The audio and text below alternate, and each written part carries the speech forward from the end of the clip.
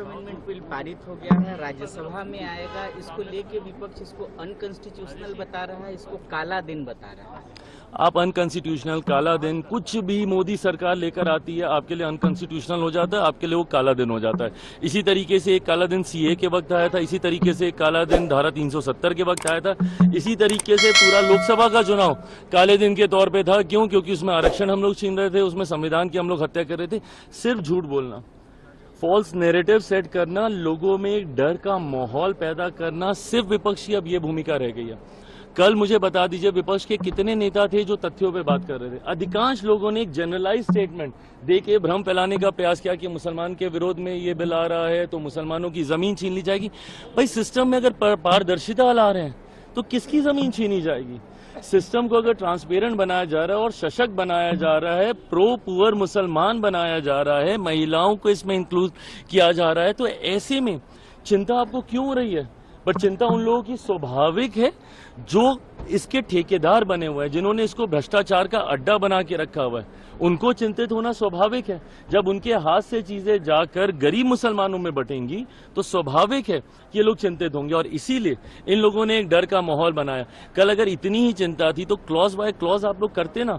सारे कांग्रेस के सांसद, अगर इतनी ही चिंता थी तो एलओपी खुद बोलते, सारी बातों को इसके ऊपर रखते। जबकि बिल इंट्रोड्यूस हो रहा था तो एलओपी खुद गायब थे।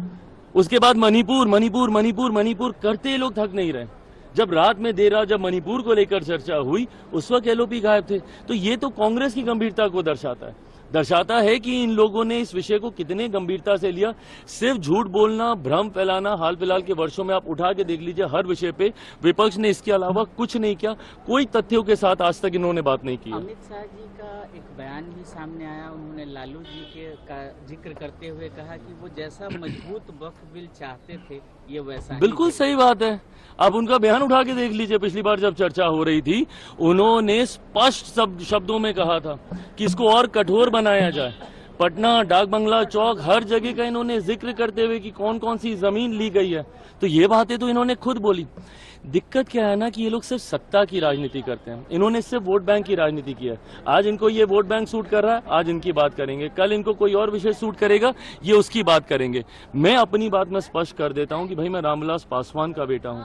मेरे नेता, मेरे पिता ने अपनी पूरी पार्टी को 2005 में समाप्त कर दिया, ये कहते हुए कि प्रदेश में मुस्लिम मुख्यमंत्री होना चाहिए। राजद खामोश बैठी रही। इतनी चिंता थी मुसलमानों की तो एक बार मौका दे देते, बनने देते किसी मुस्लिम को मुख्यमंत्री। क्यों नहीं बनने दिया? कांग्रेस को इतनी ही चिंता थी तो एक बार मुस्लिम मुख्यमंत्री बिहार में बना देती। भाई बड़ी आबादी है बिहार में मुसलमानों की, वो नहीं किया। बट झूठ जब बोलने की बारी आएगी तो ये लोग सामने आ जाएंगे। मैं कहता हूं, रामविलास पासवान का बेटा हूं। मेरा समर्पण जहां समाज के इन लोगों के प्रति है, मुसलमानों के प्रति है, तो वहीं एक बड़ा समर्पण मेरे नेता की आइडियोलॉजी के प्रति भी है। मैं गलती से भी कतई कोई ऐसा कदम नहीं उठाऊंगा जहां पे इस समाज का रत्ती भर भी कोई अहित हो।